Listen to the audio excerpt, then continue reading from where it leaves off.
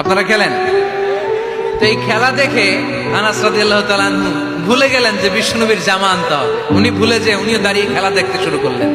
এখন ঘন্টার পর ঘন্টা যায়, আনাসও আসে না, জামাও আসে না। বিশ্বনবী ভাবলেন, হায় রে, আনাস মনে হয় ভুলে গিয়েছে, কি আর করা, যাই নিজের জামা নিজেই নিয়ে আসি। বিশ্বনবী বের হলেন জামা আনতে। বের হয়েই দেখে মদিনার গলিতে বাচ্চারা খেলতেছে, ওইদিকে আনাস রাদিয়াল্লাহু আনহু দাঁড়ানো। বিষ্ণু ইসলাম কিছু বললেন না, যে উনিও আনাস রাদিয়াল্লাহু তাআলা আনহুর পাশে দাঁড়িয়ে খেলা দেখতে আরম্ভ করলেন। সুবহানাল্লাহ পড়বেন না? সাইয়েদানা আনাস খেলা দেখতে দেখতে দেখতে দেখতে দেখতে দেখতে হঠাৎ বিশ্বনবীর দিকে চোখ পড়ে গেছে। বিশ্বনবীর চোখের দিকে যখন সাইয়েদানা আনাস রাদিয়াল্লাহু তাআলা আনহুর চোখ পড়ে গেছে, সাইয়েদানা আনাস বলে, আমার কলিজাটা এখান থেকে এদিকে চলে আসছে ভয়ে। কিসে? ভয়ে। উনি বললেন, আমার গলা শুকিয়ে যেতে আরম্ভ করলো, কাঁপতে লাগলাম। হায় হায়, এখন আমার মনে পড়ছে বিশ্বনবীর জামা আনতে পাঠাইছিল, ভুলে গেছে খেলার আবেশে পড়ে।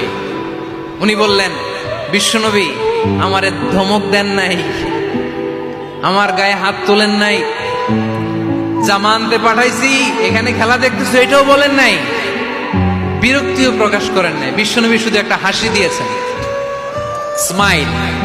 কি দিয়েছেন? একটা মুচকি হাসি দিয়েছেন। কি হাসি? সাইয়েদানা আনাস বলে, ওই যে ওই দিনের বিশ্বনবীর মুচকি হাসির শাসন মরার আগের দিন পর্যন্ত আমি আনাসকে সোজা রাস্তায় রেখেছে, আর ডানে বায়ে নেই নাই।